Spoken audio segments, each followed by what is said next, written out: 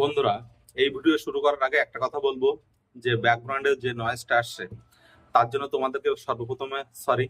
তোমরা ওই নয়েজের দিকে ধ্যান না দিয়ে আমি যে বিষয়ে কথা বলতে চলেছি এই নিফটি চার্ট নিয়ে সেই বিষয়ের উপরে ধ্যান দিয়ে দাও তোমরা। তো বন্ধুরা, এখন আমরা চার্টিকে বিষয়টা বুঝি। প্রথমে যে বিষয়টা তোমাদের বলার বিষয়, কিছুদিন আগের ভিডিওতে যেমন আমি তোমাদেরকে ইএম এর সম্পর্কে বলেছি এবং ইএমএ ব্যবহার করে কিভাবে ট্রেড করতে পারো, এই ভিডিওতে তোমাদের আমি এই প্যারালাল চ্যানেলকে কাজে লাগিয়েও কিভাবে তোমরা ট্রেড করতে পারো সে বিষয়ে কথা বলবো। একটা বিষয় খুব পরিষ্কারভাবে জেনে বুঝে নাও, শেয়ার মার্কেটে ট্রেড করতে হলে অনেক টুল সম্পর্কে তোমাদের অভিজ্ঞ হতে হবে এবং জেনে বুঝে নিতে হবে সুন্দরভাবে, তাহলে ট্রেড করতে অনেক সুবিধা হবে এবং প্রফিট করতেও সুবিধা হবে। এটা হলো নিফটির চার্ট, 15 মিনিট ক্যান্ডেল, এগুলো সব দেখা যাচ্ছে। তো এবার দেখে নাও প্যারালাল চ্যানেলের কামালটা দেখে নাও। গত এক সপ্তাহ ধরে চার্ট এই প্যারালাল প্যাটার্নে চলে যাচ্ছে, অর্থাৎ প্যারালাল প্যাটার্নের যেখানে সাপোর্ট রেজিস্ট্যান্স সেখানে সেই অনুসারে মার্কেট আপ ডাউন করেই যাচ্ছে।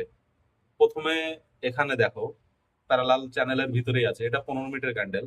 তারপর পরের দিনও প্যারালাল চ্যানেলের ভিতরেই ছিল, তারপরের দিন প্যারালাল চ্যানেলের একদম নিচে চলে আসে।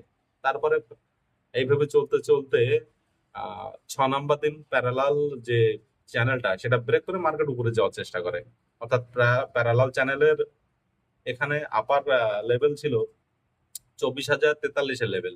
এই দেখে নাও চ্যানেলটা, এই সংখ্যাটা।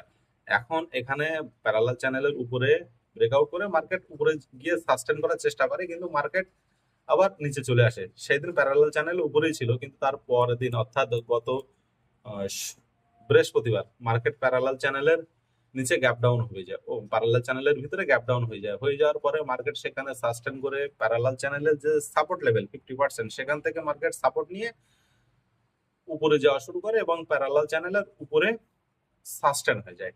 এবার মেন যে বিষয়টা বুঝতে হবে সেটা হলো, এইটুকু অ্যানালিসিস করে এইটুকু পরিস্থিতি বুঝে তো বুঝতে পেরেছো তোমরা যে এক সপ্তাহের ভিতরে মার্কেট প্যারালাল চ্যানেলের উপরে মাত্র দুবার এসছে।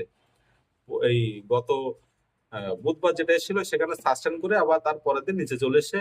এইবার দেখার বিষয়টা হলো, এর আগের মার্কেট কিন্তু প্যারালাল চ্যানেল উপরে থাকলেও নিচের দিকে ব্যাক করেছিল, কিন্তু এই গত বৃহস্পতিবার যেটা হয়েছে প্যারালাল চ্যানেলের উপরে সাস্টেন হয়ে সেখানে মার্কেট দাঁড়িয়ে গিয়েছে। এখন প্রশ্ন হলো এটাই যে মার্কেট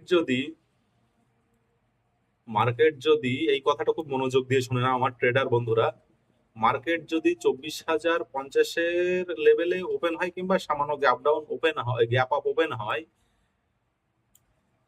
এবং কিংবা সামান্য গ্যাপ ডাউন ওপেন হয়ে প্যারালাল চ্যানেলের ভিতরে থেকে যদি মার্কেট আপার দিকে চলে যেতে থাকে 24,100 লেভেলের আশেপাশে এবং সেখানে কিন্তু সাস্টেন করে যায়, তো ডেফিনেটলি মার্কেট যতই নিচে আসুক কিংবা যেখানে যাক না কেন, মার্কেটে মিনিমাম এই একটা লেভেল, অর্থাৎ এই লেভেল পর্যন্ত, এই লেভেল 24,350 এই লেভেল পর্যন্ত মার্কেট যেতে পারে।